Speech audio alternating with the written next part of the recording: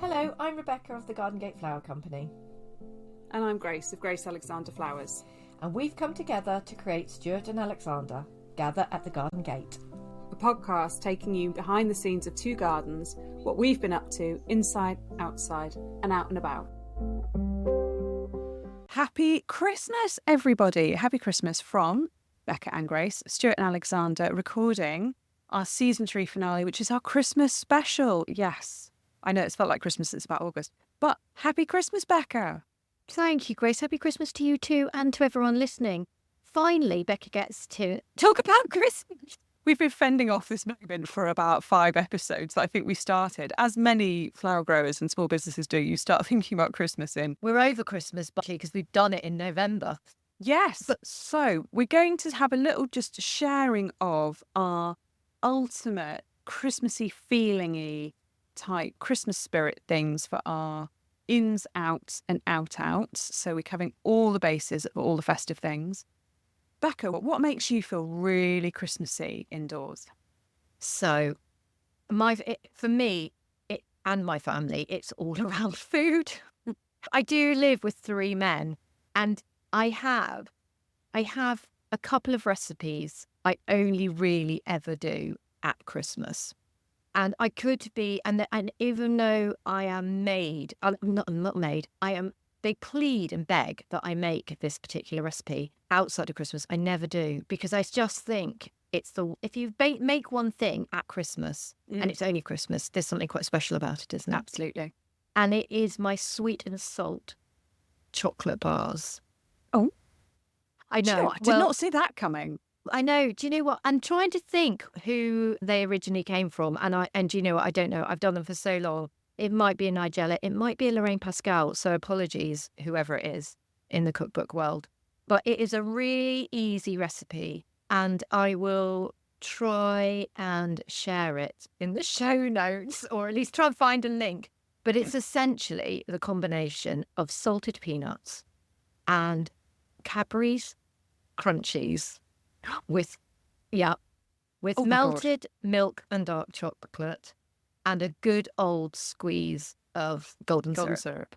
Yeah. Oh. And do you know what? It's as simple as that. I know that my boys actually don't know what the recipe is, because I think they are the kind of children that would probably go and make it themselves, because I refuse to make it outside of December. And I normally make a double batch.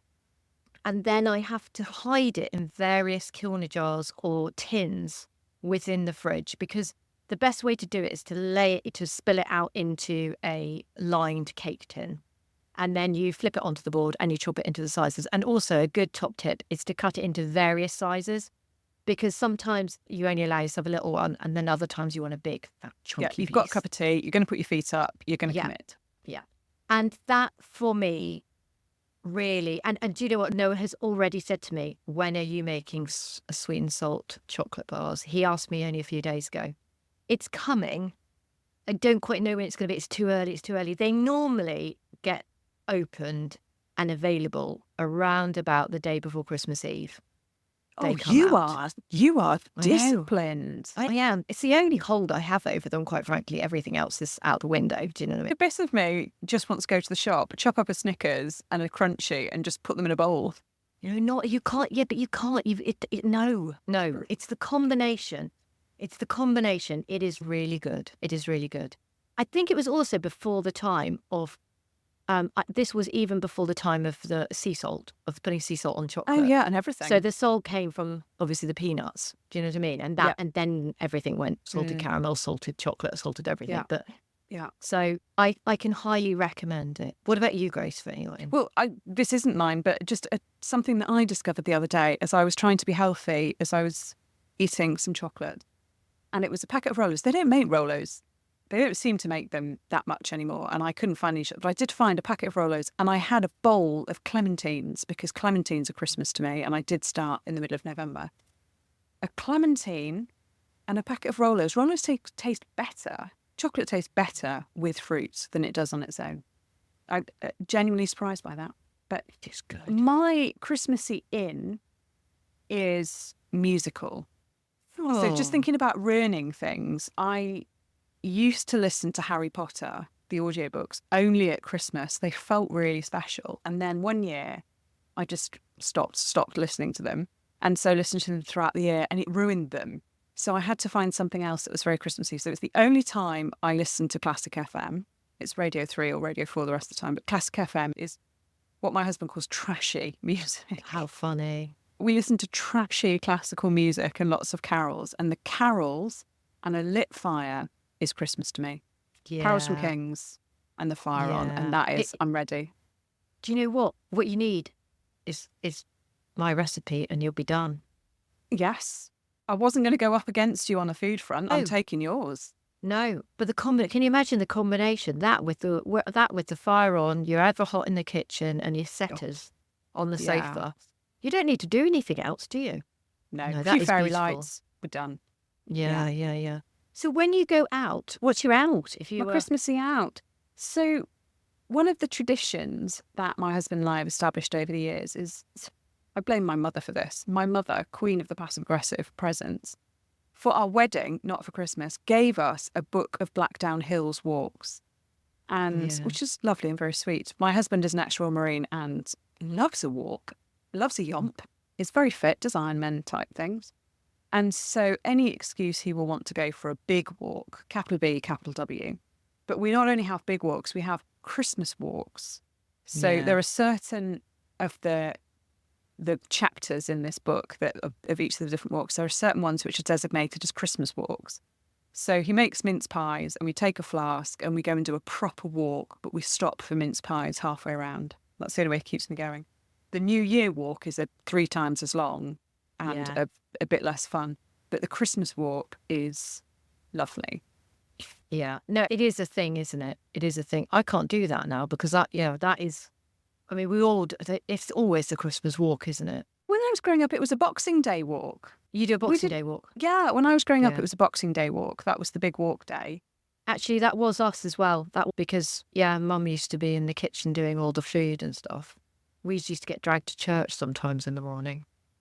I haven't been to midnight mass for many years. Yeah. I wish I could do that again, but I'm past 10 o'clock. I can't stay up that late. I couldn't even stay up. That's hopeless. That's not going to work for me anymore. No way. No, I'm a bit sad. So obviously we're next to the church and not a huge part of our day-to-day life, but we have always gone at Christmas, and there's a Christmas carol concert for the village, and because I'm a parish councillor, I would always do the reading.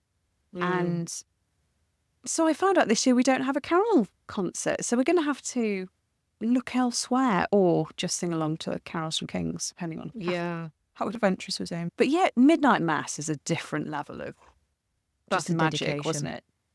Yeah, but it's a dedication at 12 o'clock at night. It really is. Yeah. Really is. If it's for the young or the very, very old. No, that's really awful. I don't mean that. But you know what I mean. I do. I do. You know, it's not for my age group where you know. I mean, that's my best sleep at midnight, I think. I mean, I could only do it if I really didn't have to be up until 2 o'clock the next day. And Christmas Day, you've got to be up, haven't you? And so my out is a bit influenced. It's what I love to do anyway, but I'm going to approach it slightly differently this year. So my out would always be at the end of, obviously, wedding season, the end of, obviously, delivering everybody's Christmas wreaths, doing workshops, things like that. I finally turn to what am I going to do in terms of a wreath or something? Because you've got children, you have to, even though you may not feel inspired after you've made however many wreaths, if you're a florist. I'm normally going out, walking the dog, which I absolutely love, and then finding something that's going to work on the front door. And I tend to change it up every year, actually.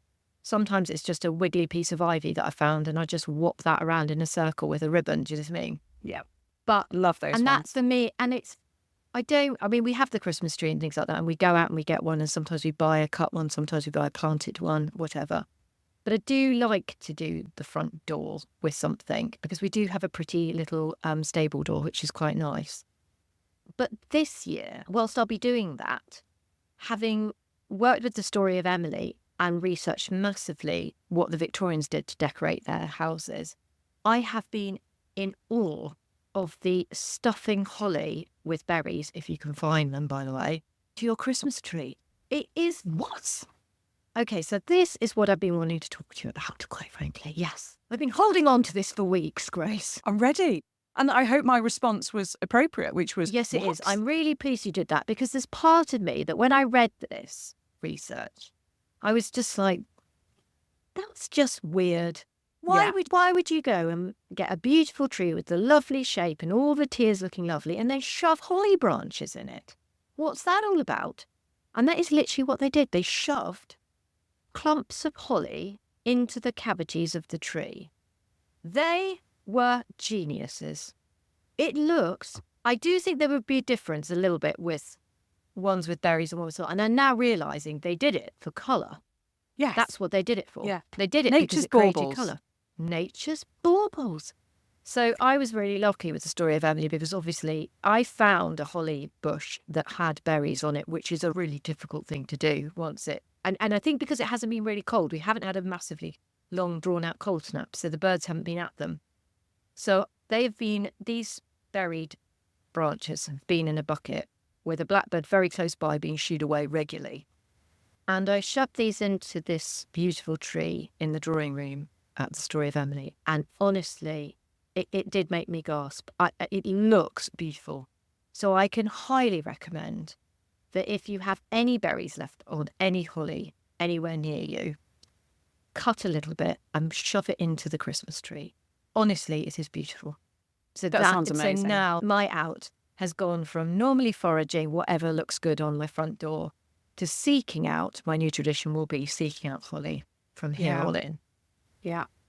Oh, I have to say, I think all the berries have gone from around here. There's a couple of Really? trees that I keep a close eye on, one of which is in the churchyard, which is awful. Can't steal from God, and it does hold it is a beautiful buried specimen, but yeah, they're long gone. I think they hold as well. I think they do hold. Yeah, if you can find them, they absolutely do. But we've got a lot of, for some reason, I always thought it's because I've got dogs, but I don't see a huge number of birds around in my garden, not in the back garden anyway, more in the field. But this year, this autumn, I've seen absolutely loads. And there's an apple tree that just drops lots of fruit just I next get to where I excited am. by Jenny Wren. Mum loves Lots her of- bird. She loves it. But it does mean that my crab apples are looking very tatty and there are no berries left on the holly. But that's okay. That's okay. We have enough abundance. I'm wondering whether rose hips would be a good alternative with the holly. I do do them in have lots of bunches. rose hips, so I I am reckon going you to could shove put those them in the tree. Yeah. Yeah. Yeah, that's Becca's invention. Shove them with rose hips and see if you haven't got any berries left. Shove rose hips in and see if that Yes. makes a difference. Yes. So that is my that for me is my real out. I love that whole. It's a real end for me. It is the whole bringing the outside in and a little bit of living either on the door or on the table, that sort of thing. It's just so nice. And your paper whites hopefully might not make it for Christmas Day, but hopefully we'll make it for January that you'll bring Yes. in. Beautiful. Yes. What's is that there- out? Yeah. Is there anywhere you go that is particularly festive for you? For when I go out. Well, there's a few. I was going to say a walk, but we do our Christmas walk. That's our thing as well. But we in Lostwithiel, we do have a lovely, very traditional Dickensian evening. Oh, wow. And there's always Christmas markets and things like that, isn't there? But the Dickensian evening in Lostwithiel is really, really beautiful. And all the shop holders dress up in Dickensian costume. And it's beautiful. The street's lit. It's lovely. Oh, we've also got an ancient bridge with old lights as well. So there's something really festive about it. It is always that moment where you're like, is it going to rain all Dickensian night? Yeah, which I always think is so disappointing for them. But it's loads of lovely small business shops that open. And it does feel like the start of Christmas for me, going out and doing that. It does get me in the Christmas spirit. It always comes at a really busy time, as it always does at Christmas for me, until I really have the moment to actually have my time. But I do like to attend that. And I do feel like it gets me in the spirit. And each shop is always giving away either mulled cider or mulled wine, or there's mince pies everywhere. And kids are running around. The church is open. There's wreath making. Everyone also down in Lostwithiel, all the shops get a delivery of a little tree that goes into the holder on the front of their shop wall outside. And that it looks lovely. I just love it.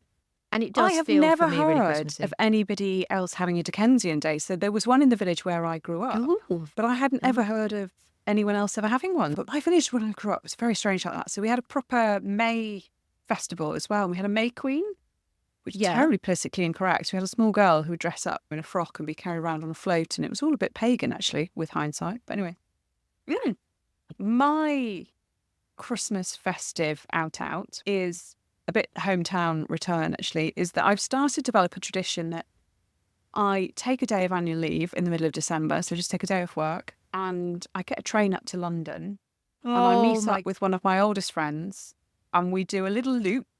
We go to Liberties, and we go up Marylebone High Street, and I buy chocolates from a Cocoa and cheese from the cheese shop. Do you? Marylebone High Street is funny. So my area of London is SE1. So I'm very much Bermondsey, South London. I was born in Tooting, very South London. Hear about this because I lived in South Bermondsey for ages. Really? That was me. Oh. Yeah, so I know that area. Oh, Yeah, goodness. so Borough Market was my Yeah. local shopping.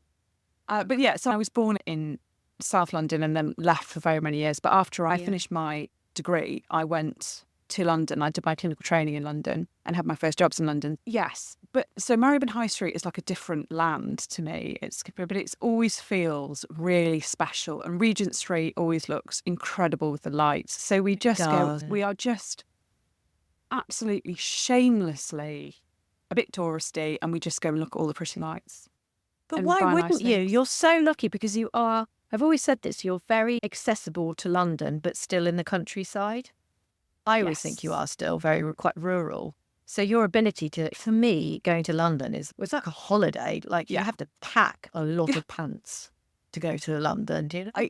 Yes, I can just about do a day trip, and I will be doing a day trip. So as long as I'm on the train by 9 and then I'm leaving by 6. Although actually, lovely. I am driving up to Wisley this weekend, there and back, which is insane. But Is that anyway, quite that's a far different for you? story. It is 2.75 hours. It's Guildford, Wisley, so it's ridiculous. So that was but one I'm of still my doing other it. haunts, actually, was Guildford as well. Actually, I love all that area.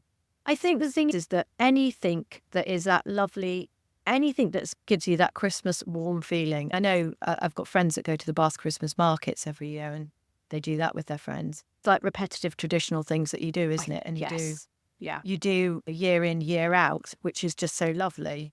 I really like that time. And then do you do the same as me? You don't do anything then after that? We did all that. Great. Now it's January. We have to hunker down until the clocks change. I can't even think about January. I know. I'm so bored of washing dogs.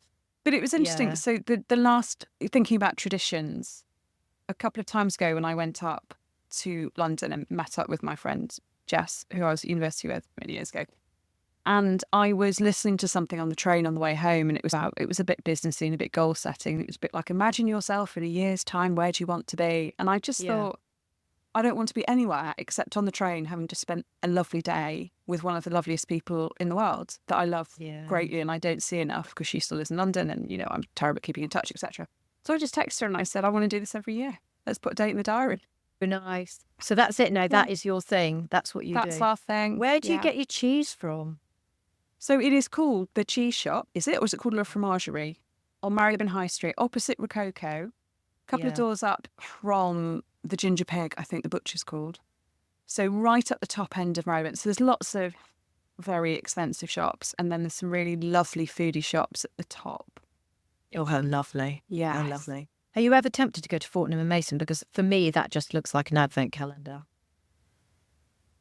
They're never going to sponsor our podcast, are they? No. When I went up to Fortnum and Mason last time for that autumn studio yes, you thing, did, yeah. I was a bit like, the gloss has really come off somewhere. Oh, hasn't it? Yeah, there was something I couldn't quite put my finger on. That's that a I shame, thought, isn't it? this does not, I'm not feeling. So I Because I think, always think it quintessentially looks like every window, every door should open. Like it does look like it should be a Christmas advent calendar, doesn't it, in terms of the shop frontage? but I think actually Liberties is, for me, is more festive. Yes, think. I would say, I would agree. God. So last time, I think, when I went up, why was I on my own? I was on my own for some reason in London just before Christmas. And I was walking around Jermyn Street, round the back.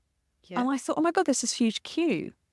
And there was a queue to get into Fortnum Masons that went all the way round the block. No. Yes. With Yes. queuing to get. In fairness, Just to get in.